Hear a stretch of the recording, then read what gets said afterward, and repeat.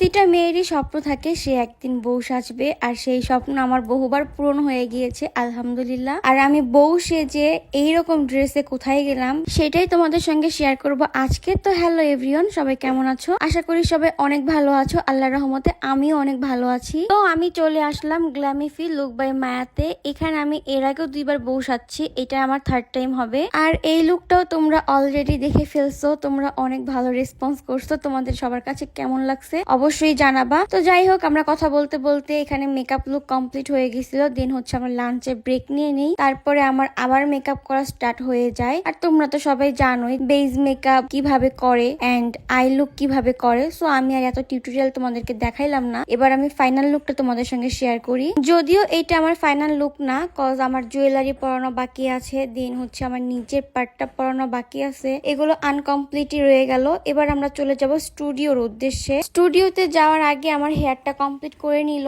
আর আমার হাতের চুড়িগুলো দিয়ে বললো যে তুমি আগে চুড়িগুলো পরে নাও, দেন হচ্ছে আমরা বের হয়ে যাব। আর এখান থেকে তাজবিহা আমাকে ভিডিও করে দিচ্ছিল, তারপরে আমি অ্যাফ্রনটা পরে নেই, এরপরে হচ্ছে একটু স্ন্যাপ নিচ্ছিলাম। আজকে নিজের কাছে নিজেকে কেন জানি সত্যিকারের বইয়ের মতো লাগতেছিল, কারণ এর আগে লাল টুকটুকে কখনো সাজি নাই, যদিও এটা একদম পিওর লাল ছিল না, রেড মেরুন ছিল।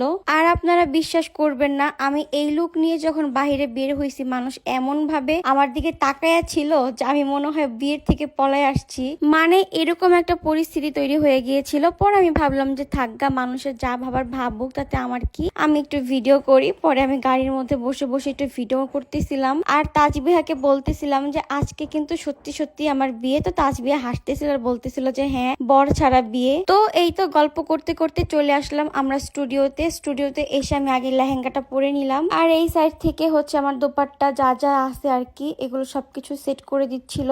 আর এইরকম লুকে আমাকে কেমন লাগতেছে আপনাদের কাছে অবশ্যই জানাতে ভুলবেন না। এটাই ছিল আমার আজকের ফাইনাল লুক। আপনাদের কাছে এই লুকটা কেমন লাগছে অবশ্যই আপনাদের মতামত জানাতে ভুলবেন না। আর তোমরা একটা কথা আমাকে সবসময় বলো যে আপু তুমি যখন মেকআপ লুক নাও তাড়াতাড়ি করে কেন শেয়ার করো না। আসলে যখন মেকআপ লুকটা কমপ্লিট হয়ে যায় তখন পেজের যে ওনার থাকে ওনারা হচ্ছে আগে এটা শেয়ার করে ফেলে, যার জন্য ফেক যে পেজগুলো আছে আমার নামে, ওই ফেক পেজে এগুলো ভাইরাল হয়ে যায় খুব বেশি। তো একটা কথাই বলবো যে ভাই, আজকে আমি সোশ্যাল মিডিয়াতে আছি দেখা আমাকে নিয়ে ফেক পেজ খুলতেছো, নিজেদের পেজ চালাচ্ছ, কোনো সমস্যা নাই। আজকে যদি আমি এই সোশ্যাল মিডিয়া থেকে সরে যাই তাহলে তোমরা কি করবা, এটা একটু ভাবো। চুরির জিনিস কিন্তু বেশি দিন থাকে না, বাট নিজে যদি কর্ম করে উপরে উঠতে পারো সেটা সারা জীবন থাকবে। তো একটা কথাই বলবো, এত ফেক পেজ খুইলা আমাকে দিয়া, আমার ফেস দিয়া, আমার নাম দিয়া টাকা ইনকাম করা অফ করো, অন্যকে ইউজ করে আর কতই বা উপরে উঠার জন্য লাফালাফি করবা বলো। আজকে যদি আমি না থাকি তোমাদের এই ফেক পেজ গুলার কি হবে, কি হাল হবে, তখন কার ভিডিও আপলোড দিবা চুরি কইরা কইরা। যাই হোক, এগুলা হচ্ছে কিছু লাইফলেস পিপল, এদেরকে বইলা কোনো লাভই নাই, এদের কোনো যোগ্যতা নাই, আছে শুধু মানুষের ভিডিও চুরি করবে কিভাবে, মানুষের নাম চুরি করবে কিভাবে, ফেক পেজ কিভাবে খুলবে, মানুষের কন্টেন্ট দিয়ে নিজে কিভাবে টাকা আর্ন করবে, এগুলাতে বইয়া থাকে। যাই হোক, অনেক কথা বলে ফেললাম, আমার কোনো কথায় ভুল থাকলে আপনারা আমাকে মাফ করে দিবেন।